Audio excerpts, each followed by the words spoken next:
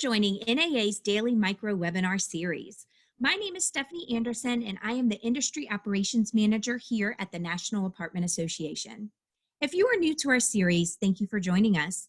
If you have been with us on this great journey the past few weeks, we do welcome you back and thank you for your continued support. In an effort to provide our membership with timely operational guidance amid COVID-19, we are producing daily updates in the form of micro webinars. Each day, we will focus on a new topic relevant to the apartment industry. At this time, I would like to direct your attention to the screen. Please take a moment to review our disclaimer.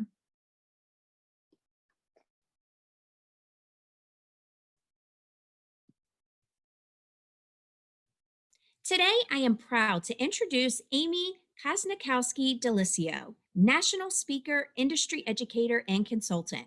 Amy will be sharing guidance on emotional resilience, an important topic to address during this critical time. Amy, thank you so much for being here and welcome. Well, I am thrilled, Stephanie. Thank you so much. I'm honored NAA reached out to me to be part of the support for our industry. It's such a powerful topic that I'm passionate about, and I'm hoping it will be helpful to everyone out there about right now that's battling the virus right now. Because I know we're all asking ourselves, what can I do? What should I do? And I'm definitely here to be able to share with you maybe some things along the way that I've learned along my journey, and hopefully some suggestions or action items will be helpful for you to be able to build your resilience. But before we get started, I really wanted to share a bit of my own disclaimer to say that yes, I'm a national speaker, educator, consultant, coach, wife, mother, sister, daughter, best friend, many hats that I wear. But what I am not is a mental health expert or psychologist or psychiatrist.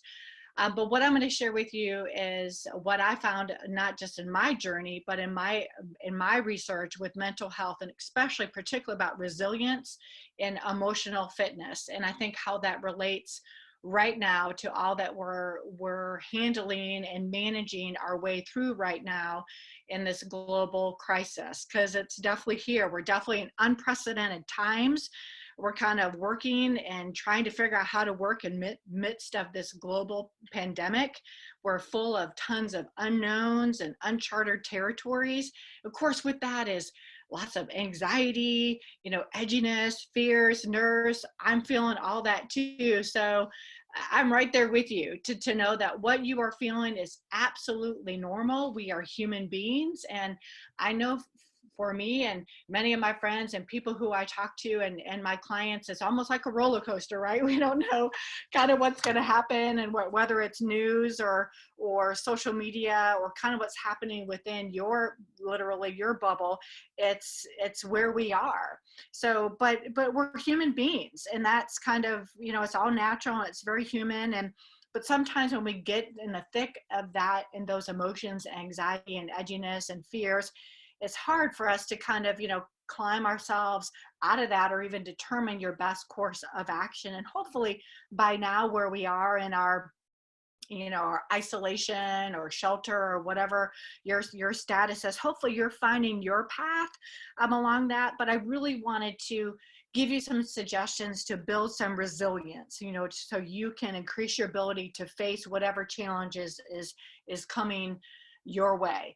So I like to share, and you may have heard this, the way that this is phrased, it's almost like we're all running a marathon, and whether you knew it or not, and I didn't know I was training for a marathon, and we didn't have any prep before this happened 2 weeks ago or 3 weeks ago or 4 weeks ago, wherever you are in the country, but we're all running a marathon. So let's really try to pace ourselves, and the way that we can do that is be able to have that resilience and the energy to find your way that works for you.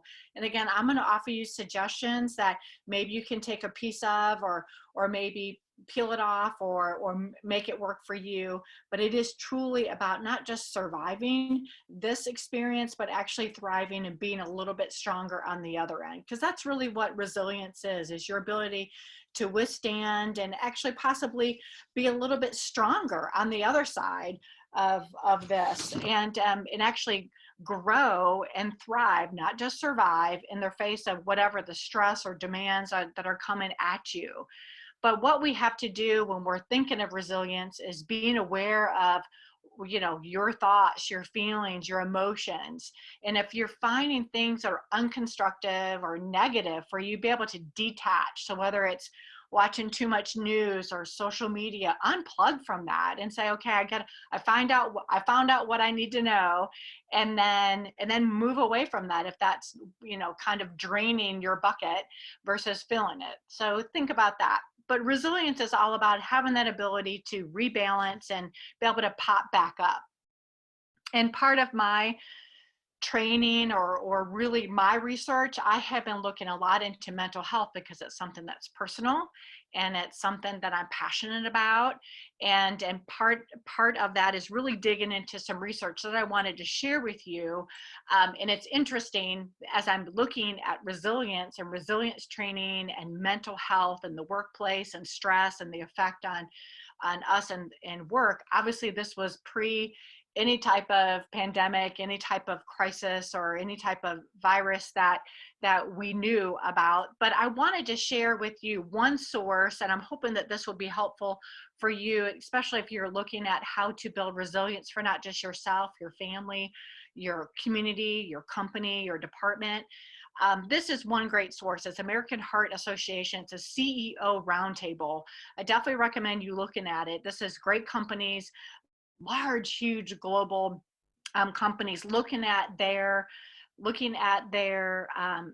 exactly the biggest stresses are of their employees, and what are their demands, and what is affecting them in a negative fashion.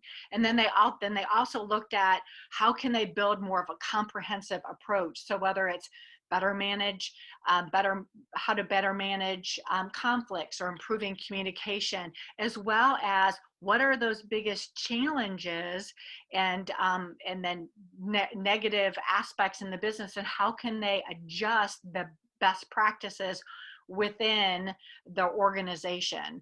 And also developing supportive workplace culture from the top down, and everyone, when it's supportive, people become engaged in mental health or emotional fitness. And they really look at this in more of a holistic approach. And I don't speak of as a holistic as in a spiritual religious sense, but more of that we are, obviously we're emotional, physical, financial, social beings. All these things are interdependent together. So when we come to work, you get all of that, right? So try to be able to nurture and be able to create resilience in all those areas. And with that, you kind of create more of a resilient team. So I wanted to share with you this piece of research, because I think this would be helpful for you, obviously, again, pre the virus, but of how, if you're looking at maybe expanding wellness or looking at your teams, that this may be a great resource, and obviously adding the additional layer of what we're going through, and then hopefully you can have some positive results. I wanted to share that with you before I jumped in my micro webinar 3 points. One is, my first is obviously how to counter isolation. I mean, we are all feeling isolation on different points and different parts. I know for me, I'm a people person, and I know a lot of you also are, and it's hard. And I'm a hugger, so it's hard for me to not, keep in mind the 6 feet social distancing. But we have to do that. But how can we counter isolation? I really wanted to challenge you to even think about, even when you're feeling alone, you're not alone. And I even think about this to say everybody around the world has been touched by this. So in a weird sense, that actually gets me comfort. But I want to not feel isolated, because I am such a social being, and we as human beings are meant and crave to be part of community, and we need to get out there and connect in a safe way. So I want you to think about being strategic about reaching out when you do feel isolated, and be purposeful about it, about connecting with others, again, in a safe manner. I know for me and my family, working from home, I have a 7-year-old son. My husband also is working from home now. So it's definitely been a juggling act, but I know that I need to get out to really get past that sense of isolation. So we get out, we take a walk every day. We see our neighbors, we say hi. I have that sense of connection with people around me, that life is still going on no matter what is happening around us. And thank goodness we have so many ways to connect. So whether it's, using this amazing platform Zoom, which I honestly hadn't really heard about, but a couple months ago. So it's definitely changed the way that I connect with clients and customers. And I think I have a Zoom happy hour at least 2 or 3 times a week with my friends, but that's keeping me connected. But it's not happening by happenstance. I'm making this happen, and I also have other people who are making this happen. I'm also connecting on purpose to neighbors or people who I want to check on to see how they're doing, if they're feeling isolated. So whether it's a resident or neighbor you haven't seen for a while, just reaching out and calling them to say, hey, I'm going to the grocery store. Or, hey, do you need anything? Here's a meal. Or how about a food bank donation? That way you can connect, and again, really getting past or countering, combating that isolation. I know a lot of people, and I know that my family, we're giving to first responders. So whether it's the firefighters or dropping pizzas off at the hospital or helping a neighbor with yard work, or actually this past weekend, my family and I, we saw these affirmation stones, and just seeing that someone left that in the park, in our pathway, this made me feel like that was a really awesome random act of kindness, and that made such a difference to know that I am not isolated, but I'm getting out there and I'm getting connecting on purpose strategically, because I know I need that to counter isolation. My second point is how to enhance your overall morale and your resilience, and it's really all about that attitude, and being able to cope. And I have this thing to be able to coping and hoping, right? How we can all cope together. And I am overall very an optimistic person, but you know what, some days I'm not so hopeful, and sometimes my attitude is not so good. And I know a lot of us kind of, get on that roller coaster of emotions, and it's okay to not be okay. Just don't stay there, right, for too long. I recently, recently heard Brene Brown. I'm a huge Brene Brown fan. For other people out there, whether for her from her TED Talks or her great books, or just so many great things that she has out there and sharing her wisdom. But she was referencing kind of where we are on the emotional scale of how we're all dealing with emotions. And she's she suggested this, and it really kind of rang true to me, to keep your emotions out front. Because if you keep your emotions out front and you are able to kind of identify it, and she actually says name it, when you name it, identify it, look at it, you're aware of that, and then you're able to kind of work through that and then get better, again, resilient on the other side. However, if you let the emotions kind of catch up with you or get you from behind, they take you over. So I thought that was a really interesting way to look at. Again, we're all in different patterns with our emotions, but wherever you are, give yourself a break, right? Give yourself some grace. Again, if you're having a tough day, ask for what you need, do what you need to be able to work through that, again, to be able to create your resilience. And if you didn't know this, I'm going to remind you, you are stronger than you think you are, right? I like to surround things that are positive. When I just went to the store, which I'm trying to go only every 2 weeks, I bought myself this beautiful bouquet of flowers because that makes me happy, right? And I'm always looking for the silver lining. And actually this morning, just when my son and I, we take a walk every morning, just kind of like set the day before we jump into schoolwork for him, and I'm trying to work and help him with school. And I was just thinking, as we were walking and talking about what we were going to be doing that day, it occurred to me, it's like, I'm going to miss this moment. I'm going to miss this time, with him. And there's so many other pockets of silver lining that I'm seeing, even in this, tragic crisis that we're all in, to say, we're all really fortunate where we are, or, that's my particular situation. So look for the silver lining wherever you can, and try to be and live in that present moment, and really try to be aware of, again, how are you feeling, what do you need, and take it day by day. I know kind of what I find my feelings going through when it kind of affects my attitude and actually kind of makes me, have a hard time breathing is when I'm thinking in the future, well, what about this? And what about that? And was this going to happen? And things that I'm missing, like my son's baseball season and, vacations and all other things. But I really try to just, rein myself back in and try to really live in the present moment. What do I need? What does my family need? What do we need to be safe? And then just really have that be enough right now.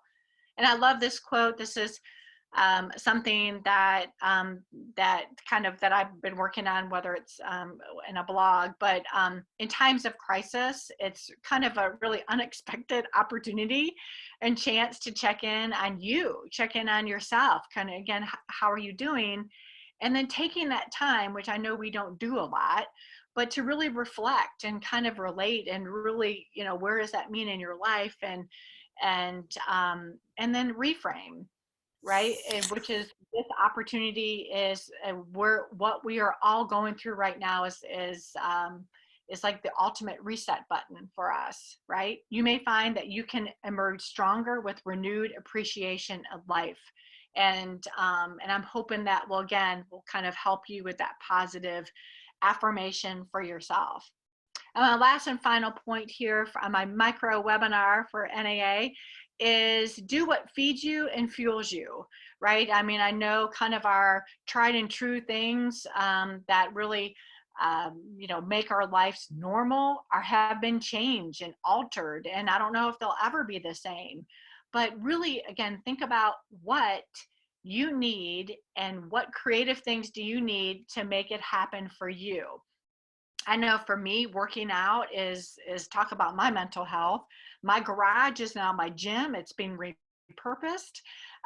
My dining room is now a classroom for my son.